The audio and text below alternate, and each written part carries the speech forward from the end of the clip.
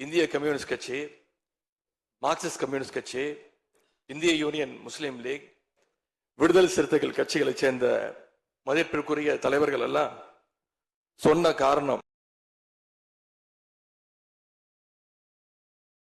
இந்த ஆட்சியை நாங்க சப்போர்ட் பண்றோம் அப்படின்னு அவங்க சொன்ன காரணம், குடியரசுத் தலைவர் ஆட்சி அமைஞ்சிடக்கூடாது என்ற எண்ணத்துல உங்களுக்கு வெளியில இருந்து ஆதரவு தரோம் அப்படின்னு தெளிவா சொல்லியிருக்கிறாங்க. அதே நேரத்தில் இன்னொன்னு சொன்னாங்க, இப்பவும் அவங்க எங்க தலைவர் தலைமையிலான திராவிட முன்னேற்ற கழக கூட்டணியில தான் தொடருவோம்னு சொல்லியிருக்கிறாங்க. உங்களுக்கு ஆதரவு கொடுக்கும் போது அவங்க சொன்ன இன்னொரு காரணமும் இருக்கு, அதையும் நம்ம ஞாபகம் வச்சுக்கணும். மதச்சார்பற்ற ஆட்சி அமையணும்னு சொன்னாங்க. ஆனா இப்ப இங்க என்ன நடந்திருக்கு?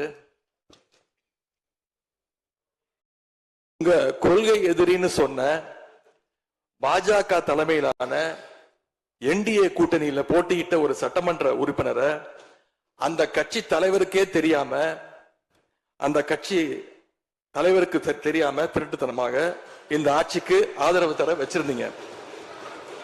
இப்ப நான் சொல்றது ரொம்ப டீசென்டான வெர்ஷன். அந்த திருட்டுத்தனமான வார்த்தையை மட்டும் நிக்கிறேன். அந்த கட்சி தலைவருக்கே தெரியாம இந்த ஆட்சிக்கு ஆதரவு தர வச்சீங்க. இப்ப நான் சொல்றதுலாம் ரொம்ப டீசென்டான வெர்ஷன். அந்த கட்சி தலைவர் உட்காருங்க உட்காருங்க. உங்களை சொல்ல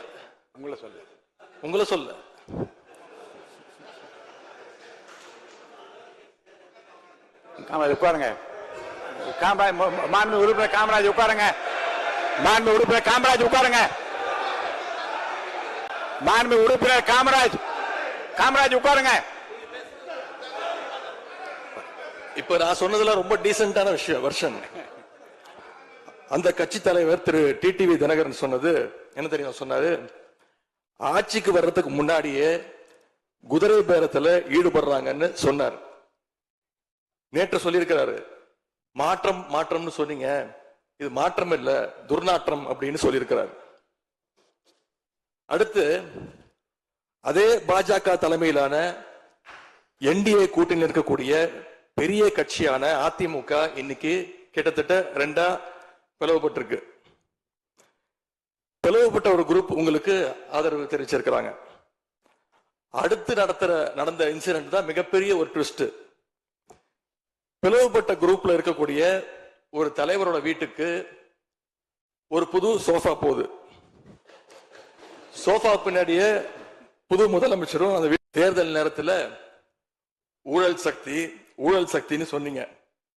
ஆனா இன்னைக்கு சோசியல் மீடியால மக்கள் உங்களை பார்த்து கேள்வி கேட்க ஆரம்பிச்சிட்டாங்க. என்ன கேட்கிறாங்க தெரியுமா?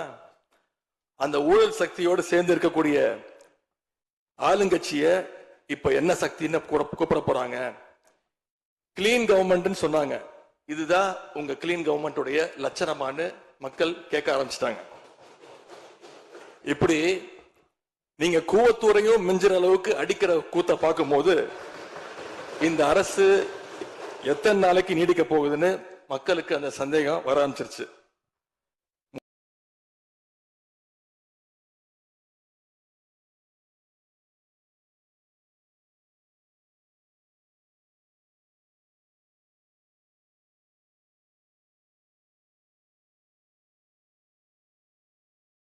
முதல் கோணலே முற்றிலும் கோணல்ன்ற மாதிரி உங்க நடவடிக்கை எல்லாமே இன்னைக்கு நடந்துகிட்டு இருக்கு. இப்படி எம்எல்ஏக்களை எல்லாம் கடன் பெற்று ஆட்சி நடத்துகின்ற முதலமைச்சர் தான் அளித்துள்ள போலி வாக்குறுதிகளை நிறைவேற்ற முடியாதுன்னு தெரிஞ்ச உடனே முந்தைய அரசு, அதாவது எங்களுடைய அரசு வளர்ச்சிக்காக பெற்ற கடன் குறித்து தவறான கருத்துக்களை தந்து மக்களை இன்னைக்கு திசை திருப்ப முயற்சி செஞ்சு கொண்டிருக்கிறார். பெரும்பான்மையும் இல்லாத, அரசியல்ல அடிப்படை நேர்மையும் அல்லாத இந்த அரசு நல்லாட்சி தரும், தமிழ்நாட்டு மக்களுடைய உரிமைகளுக்காக போராடும்னு மக்களுக்கு துளியும் நம்பிக்கை இல்லை. ஒரே மாசத்துல தேர்தல் அறிக்கையில சொன்ன மாதிரி பெட்ரோல் விலைய லிட்டருக்கு 3 ரூபாய் குறைப்பதற்கான உத்தரவையும் எங்க முதலமைச்சர் போட்டார். இப்படி கடுமையா உழைச்சதுனாலதான் இன்னைக்கு 5 ஆண்டு முடிவில் இந்தியாவிலேயே பொருளாதார வளர்ச்சியில நம்பர் 1 மாநிலமாக இன்னைக்கு தமிழ்நாட்டை எங்களுடைய தலைவர் மாத்தி காட்டியிருக்கிறார். நாங்க நம்பர் 1 மாநிலமா மாத்திட்டு தான் ஆட்சியை விட்டு போயிருக்கோம். உங்க ஆட்சியை பொறுத்த வரைக்கும் வெறும் இன்ஸ்டாகிராம்ல ரீல்ஸ் ஆட்சியா இல்லாம ரியல் ஆட்சியா நடத்துங்க. அது மட்டும்தான் மக்களுடைய கோரிக்கை.